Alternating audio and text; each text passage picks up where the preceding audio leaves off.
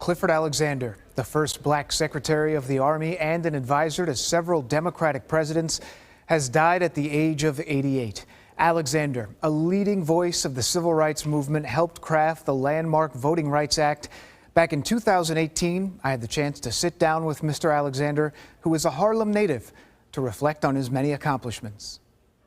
The pen that I have on the very top is a pen that was given to me by President Johnson on the signing of the Civil Rights Act of 1964.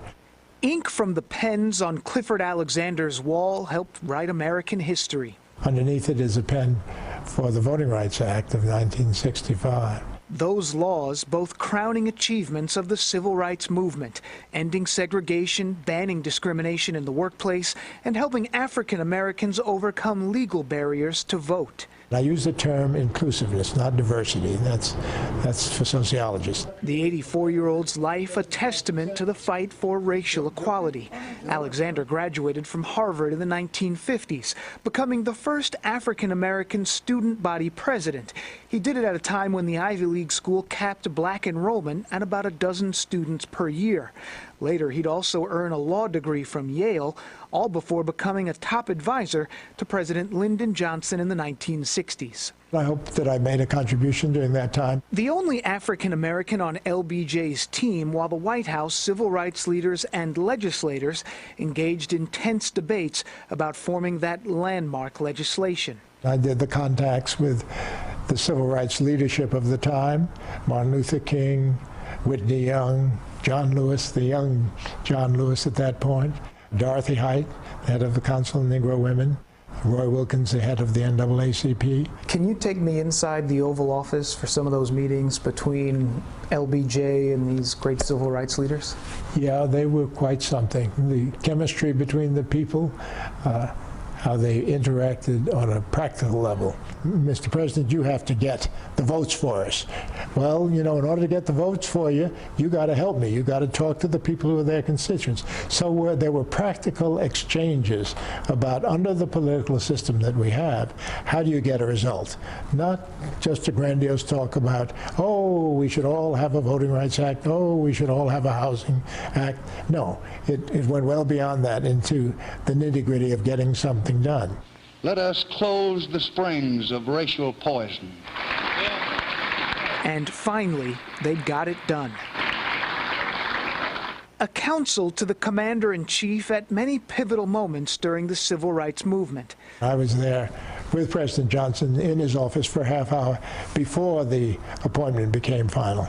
The appointment of Thurgood Marshall, the first black Supreme Court justice. He was looking at a man who said to him, that is Johnson saying to Marshall, I didn't appoint you because it was good politically. I appointed you because you were like me. You were of the people. You could do for the people. You could understand the people in your rulings. And indeed, with Thurgood Marshall, that's what you saw. From the historic Civil Rights Act, the Equal Employment Opportunity Commission was created.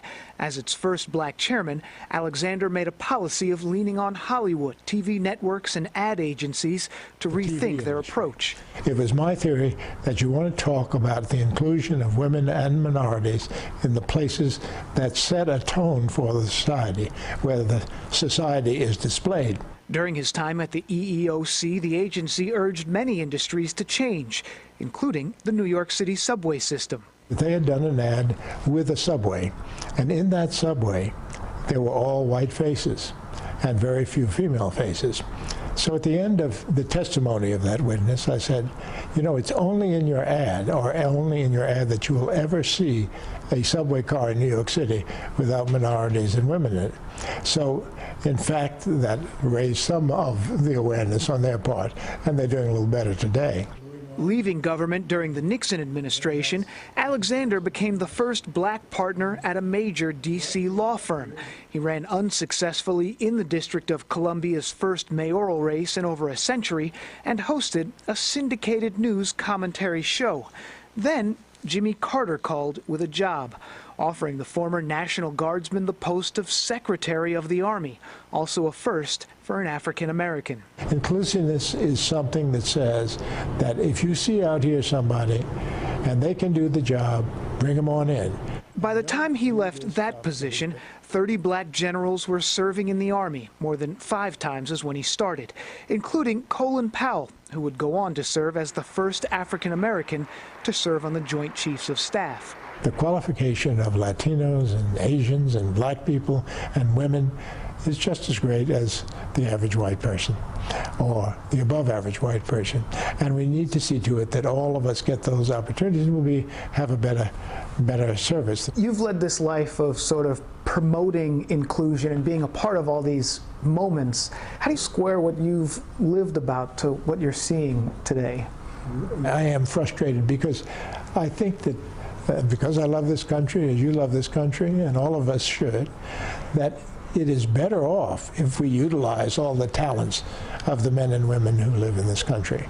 We're a heck of a lot better off if we don't talk about Muslims as an excluded religion. We're a heck of a lot better off if we don't call Latinos rapists. We're a heck of a lot better off if we don't make a presentation about blacks as if we own them. We have to do a lot better than that. A remarkable man and a remarkable life. Over the past few years, many of the legislative accomplishments of Alexander and the Lyndon Johnson administration have been scaled back. But Mr. Alexander told me while it's disappointing, his optimism in the future and promise of America remains strong. Clifford Alexander was 88 years old.